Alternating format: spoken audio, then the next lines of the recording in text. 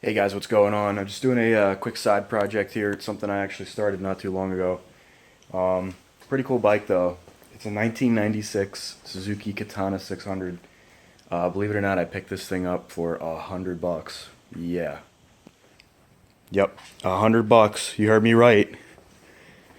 One bean. It's actually not that bad either. All this stuff up front I have. When I picked up the bike, there were no fenders on it or anything. The headlight and the dash was together. I had to take that apart to fix something. But it's pretty cool. It's been sitting for about 10 years. A guy at work had it about 10 years ago. He had to have surgery, couldn't ride the bike anymore. He had all the fenders taken off. He was going to get them painted and everything. And he just never got around to putting everything back together. Luckily, the fenders were painted. You can see this other fairing here. I never dusted it off. It's just been sitting and sitting, collecting dust. So this whole front instrument cluster was messed up and bent out of shape. Nothing was lining up right. So I had to take everything apart, and this frame up here I had to bend straight. That's all done. So really I just got to take off the fenders again, put the instrument cluster again, all back in there. I got a new battery for it, and from there it should throw together.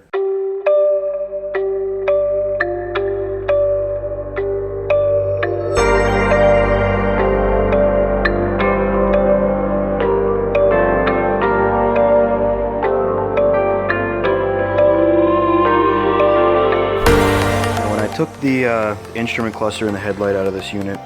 This is that wire frame I was talking about. I had to bend up a few inches because none of the fenders were lining up. So now I have that all straight, and I noticed this hole right here is stripped out. This one over here still has the threads in there, and if you look on the back side, it's tough to see. But there's actually a nut welded on the other end. So what I'm going to do is I'm going to grind that flat, and then I'm going to put one of these pinch nuts on there, and that should fit, nicely right there.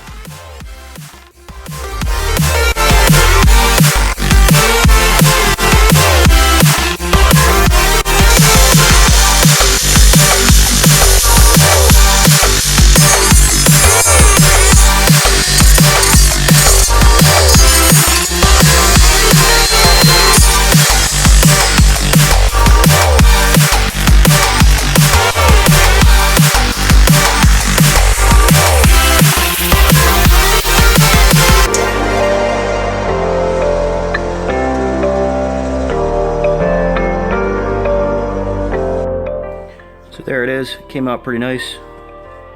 There's the old one.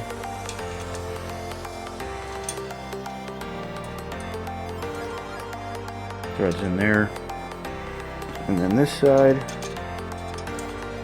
thread in like that. Now you might be wondering why I didn't just drill it out and put a bigger bolt. I could have done that too, but then the bolts wouldn't have matched, so could have done both sides, I guess. This is the route I went. I'll hit the back with some spray paint, so if any water gets in there, it doesn't rust.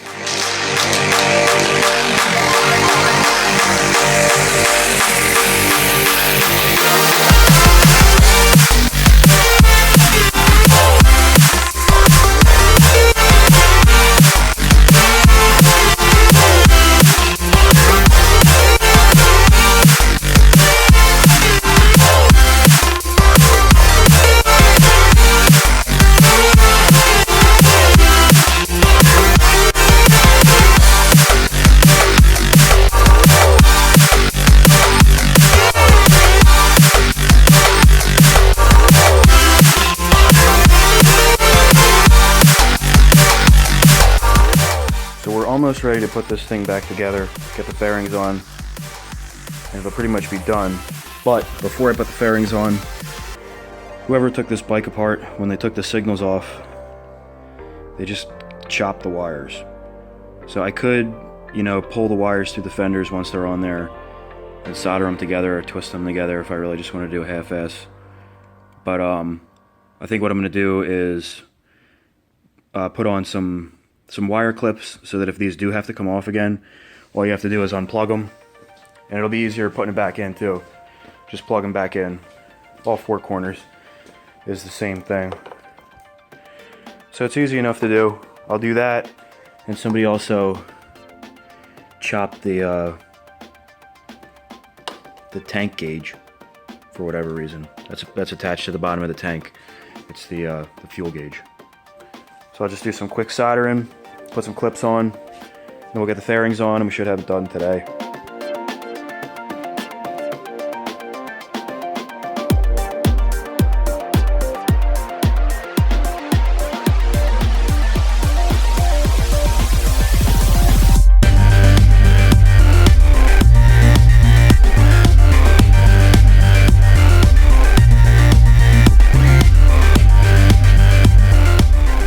Alright guys, this bike's done. Just got to do a few final touches. Got to change the oil, check the tire pressure, and throw the tag on the back, and it's basically ready to go. We'll take some videos of it running. It's December 1st.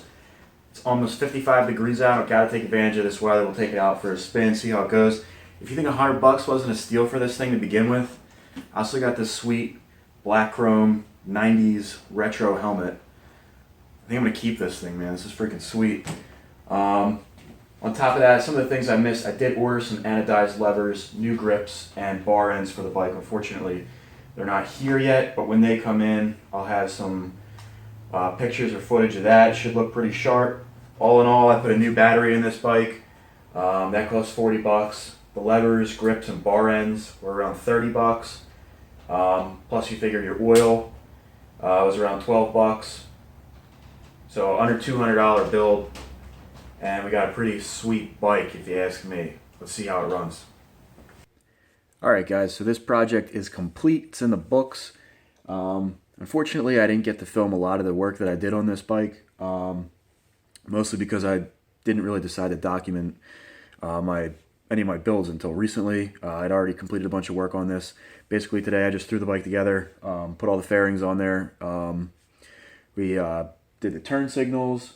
Put some new clips on there, number of other small things. There were a bunch of holes that needed to be rethreaded, some stripped out holes as well, but I'm really happy with the way this turned out. You kind of can't be unhappy with this. I mean, I paid $100 for it.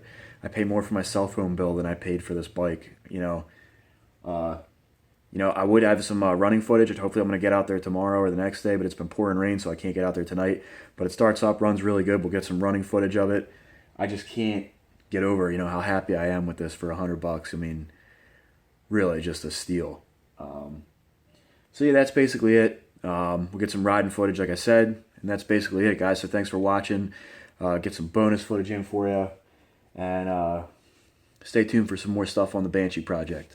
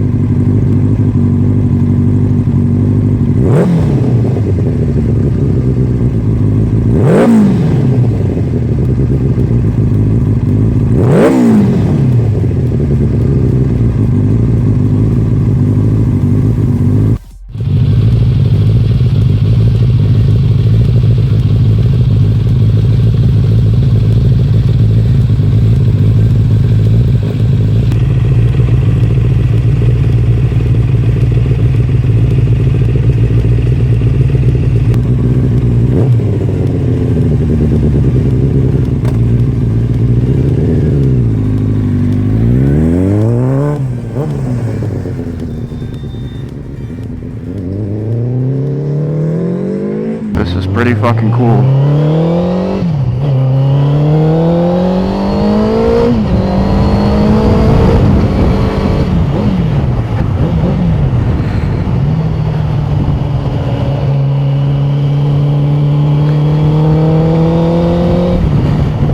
it, baby!